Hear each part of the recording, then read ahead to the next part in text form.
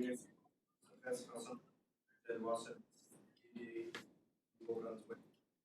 afternoon.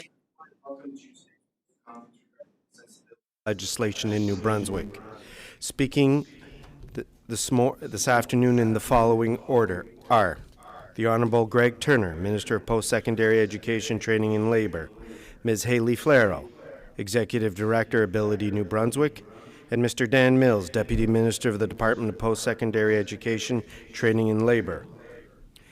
Les porte-parole aujourd'hui dans the Minister of Post-Secondary Education, Training and Labour, Greg Turner, will speak first, followed by Executive Director Hayley Flero, who is the Executive Director of Ability New Brunswick, and Dan Mills will be speaking afterwards, who was the Deputy Minister. Now, Mr. Minister, I want you to please turn your microphones off.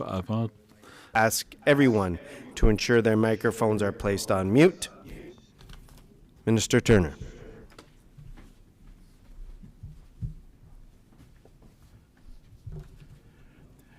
Merci, Bruce. Hello, everyone. Thank you for joining us here today on what truly is a historic day for our province. Before we begin, I want to say thank you to Deputy Minister Dan Mills and a very special thank you to Hayley Flero for being here today. I'd also like to recognize the attendance also Randy Dickinson, a Human Rights Commission member and a longtime disability advocate. We're really grateful for both of them being here today. Thank you. Hayley has been involved in this every step of the way, and her experience, expertise, and her input has been invaluable to the process of developing such a crucial piece of legislation. Our government believes strongly that all New Brunswickers should enjoy the same opportunities. We believe that all New Brunswickers deserve to feel included and valued, which is why I am proud to be here today to celebrate the introduction of the Accessibility Act, our province's first piece of accessibility legislation. The Accessibility Act, which affirms New Brunswick's commitment to implementing the United Nations Convention on the Rights of Persons with Disabilities, is critically important to individuals living with a disability. This new legislation will establish requirements for the development and implementation of accessibility standards, regulations that have been broad application in the public and private sectors. The goal behind the legislation is simple: to create the conditions for full and effective participation in society for all by focusing on identifying, removing, and preventing barriers. It's a very significant piece of legislation with very significant implications for all New Brunswickers, but particularly those living with a disability. Before I turn things over to those who are joining me here this morning, I'd like to take a moment to speak about some of the elements of the new act and share a little more about how we actually got here today. Along with affirming our province's commitment to implementing the United Nations Convention on the Rights of Persons with Disabilities and establishing requirements for the development and implementation of accessibility standards, the Accessibility Act will see the Department of Post-Secondary Education, Training and Labour be responsible for its administration, including a renewable 5-year implementation strategy. To support the department, the Act will also see the establishment of both the Accessibility Advisory Board and an Accessibility Office. The board will be comprised of up to 12 appointed members who have lived experience, who will represent persons with disabilities, with terms of up to 5 years for a maximum of up to 10 consecutive years. The Accessibility Office will be responsible to support the minister and the work of the advisory board as well. It will have a role to play in education and capacity building, receiving and investigating complaints, and working on compliance and enforcement. Additionally, the Act will enable the creation of targeted measures to provide equity and support implementation and compliance with the accessibility standards regulations, establish processes and criteria for complaints, inspections and other activities related to compliance and enforcement, and provide regulation-making authority to prescribed offenses. As you can see, there are a lot of moving parts in this legislation. It's been a long process to get to where we are today. That said, the path to the introduction of this historic piece of legislation is an excellent example of the power of working together in collaboration with our stakeholders. The introduction of the Accessibility Act follows several years of consultation and responds to a recommendation in the 2020-2025 Disability Action Plan. It involved the establishment of a select committee on accessibility, which heard from several different stakeholders and used what it learned to issue an interim report in December 2022. A year later, in December 23, we responded with a framework of accessibility legislation that substantively incorporated the Select Committee's recommendations and set out a governance model based on best practices. Consultation was a huge focus throughout the entire process of developing this legislation that was both important and intentional. We wanted to make sure that we took the time to listen and learn from those who will be most impacted by this new legislation. We wanted our legislation to be thoughtful and reflective of the future we want to see in our province, one that recognizes the rights of persons with disabilities to equal protection and benefit of the law without discrimination, and how they must be involved in decision-making processes that impact their full and effective participation in society on an equal basis. Based on the consultations and discussions we had to inform this work, we are confident that this will put us on a path of a more accessible and inclusive province. It really is exciting to be here and obviously to talk with you about this new legislation today. With that, I'd like to turn things over to Haley for a few moments. Thank you. Thank you, Minister, and thank you for being such a champion of this legislation. Mom always said to start with your appreciations, and so that's really important for my organization and the disability organizations I work with today. I want to thank Minister Kathy Baucus for leading the Select Committee on Accessibility. It was an all-party committee, as the Minister said, and was a very collaborative and consultative effort, and people with a disability continue to tell me they felt heard, which was the most important thing, and I know they're going to see themselves. Thank you to Post-Secondary Education Training and Labor for taking on the drafting of the policy. Always a department well known for their consultation with stakeholders, and we're extremely pleased that it was able to be done so quickly. New Brunswick has the second highest rate of disability in Canada. We saw the largest increase in Canada between 2017 and 2022, an 8% increase.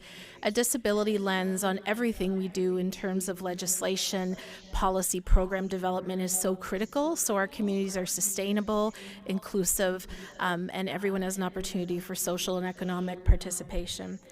I looked next to my colleague in the legislature today, and she whispered to me, "Why are we both crying?" And I said, "It's been a long road." We had tears coming down our face because this is something we've heard so much from the people that we work with that wanted to see legislation happen. I often get asked, well, will legislation change things?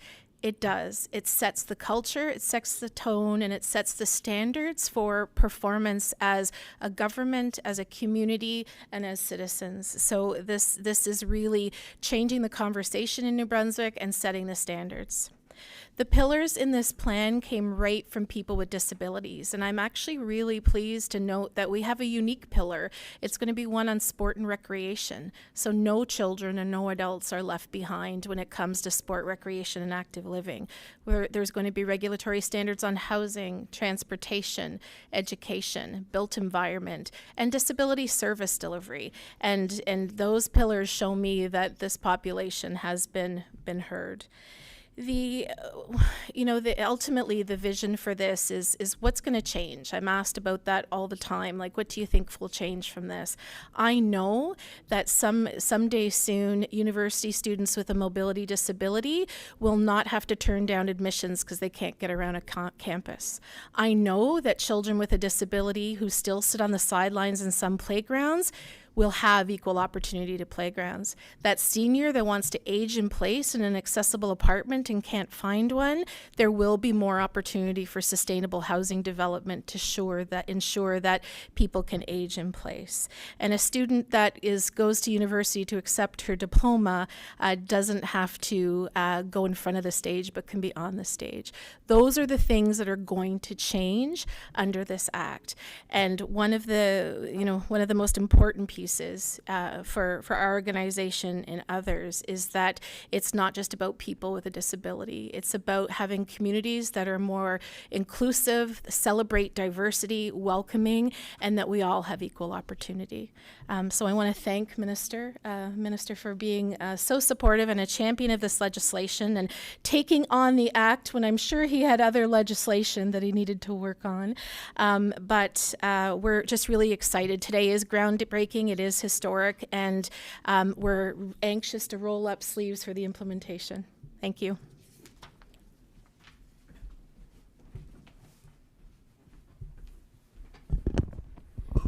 Good afternoon, everyone. Bonjour tout le monde.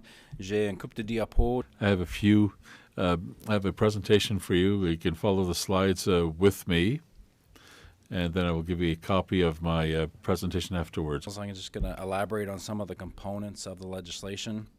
If you're following on the screen, you should be able to see the slides, and if you're in the room, there are copies available. I'll start on slide 2 with the legislative components. So as both Haley and the Minister have talked about, there are 8 key components to this legislation. One is broad application, both public and private entities, and certainly we'll start with government. The second one is around the purpose, in particular around the United Nations Convention on the Rights of Persons with Disabilities, along with several other components.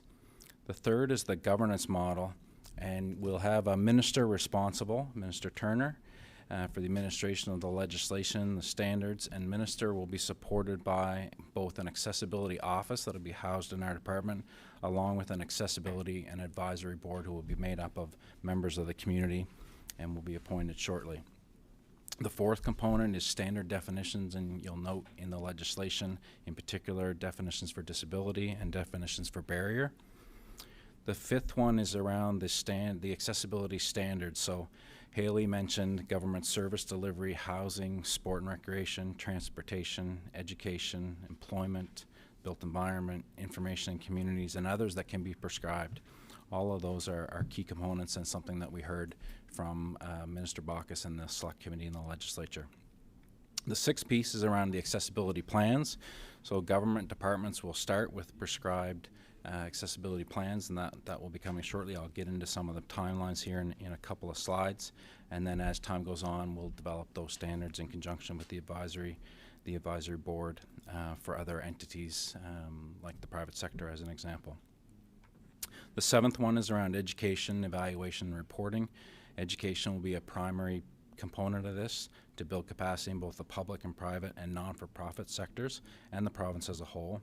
And the legislation includes mechanisms for review, progress, reporting of both the Act and the regulations and results as they happen year to year.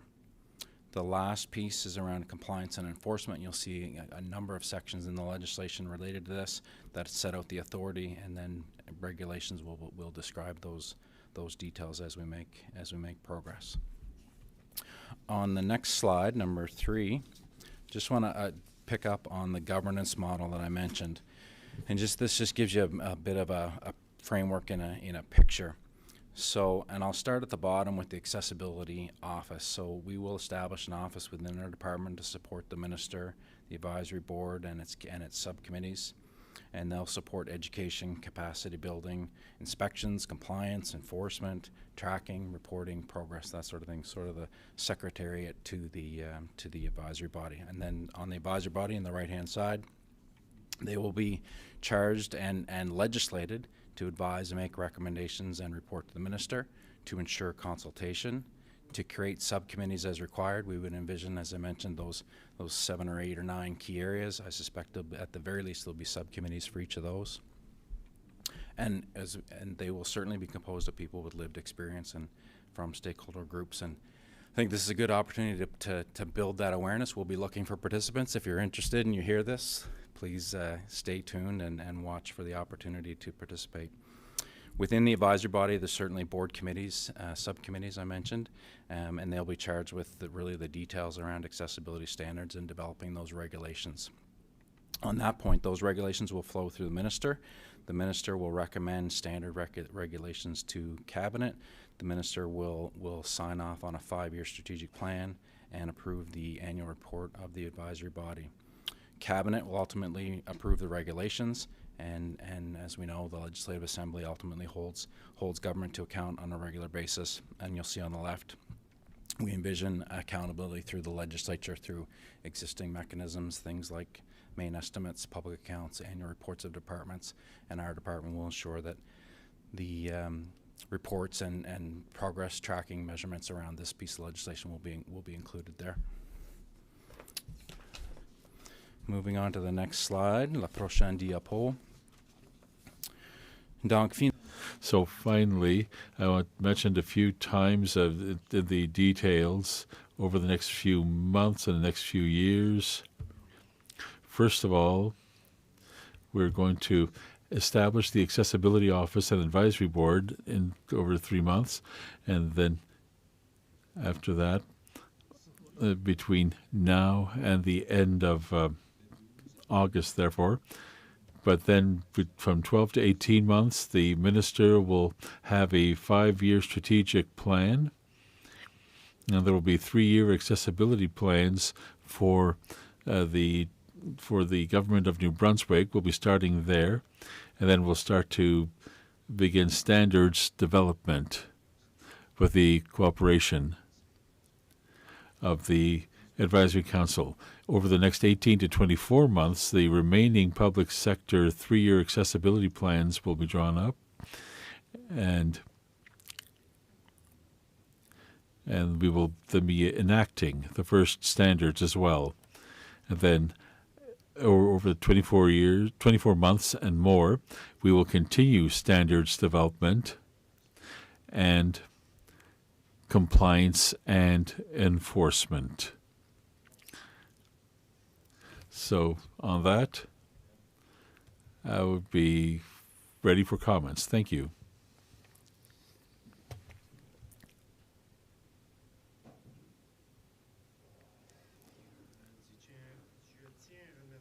I want to thank all of our speakers. We're going to turn our questions to members of the media, and we'll turn it over to Anna from Global TV. Brunswick has the second highest rate of disabilities in all of Canada. Why is it taking so long for accessible effort?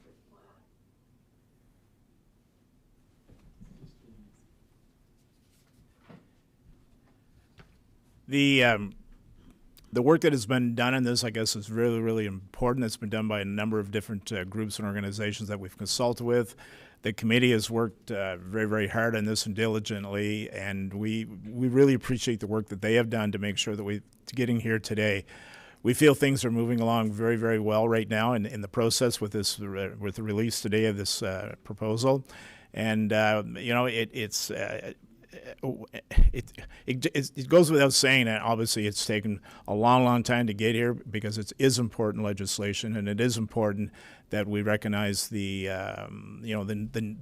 shortfalls that we've had, let's say, that we're dealing with, and make sure that we overcome them. We don't want to be near last in Canada. That's not our goal here. Our goal is to be at the top and to make sure that we recognize that and do better as a province. Thank you. Another question, just in terms of, I know there's the possibility of expanding the private sector. The private sector is an important sector. Obviously, we want to make sure that they're involved with us on this mission that we're moving forward on. I guess it's not just government here. It's not just institutions. It's not just nonprofits. It involves everyone. So the private sector is very, very important. In businesses, we want to make sure that the accessibility that we're looking at putting forward here. It reaches out to all areas of the province. All different groups and organizations will be a part of the solution. We're going to be working together with them to make sure that they, if there are challenges there, that we help them meet the goals that we want them to attain. I guess that's important, that we keep that liaison going and we have that relationship to make sure that everybody in this province has an equal opportunity to enjoy the lifestyle that we all want to enjoy in New Brunswick. Thank you. I have a question for Haley Claro. I know in the past you've talked about needing something to advise this, an arm's length. Does this satisfy kind of that need? Thank you for the question. I think we're closer. We were pleased with the model that Ability New Brunswick's pleased with the model that was presented today. We know, to your previous question as well, like why has it taken so long? I see there's strength in that too, because we've been able to learn from all the provinces before us. We've consulted with them as disability organizations and have heard what they would have done differently.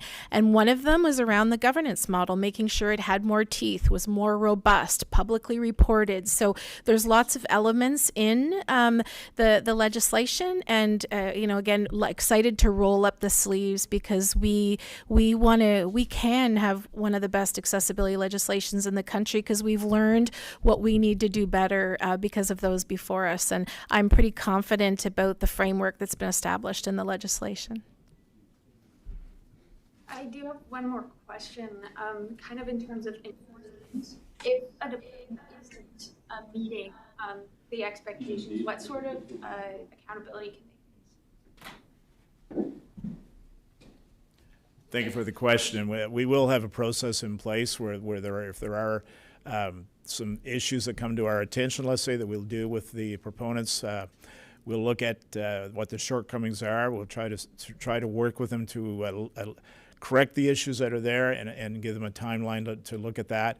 And at the end, I guess there will be penalties enforced if the need be, let's say. So that would be, I would say, a last resort, but we want to hopefully work with each one of them to make sure that everybody is conforming to what our expectations are. Thank you.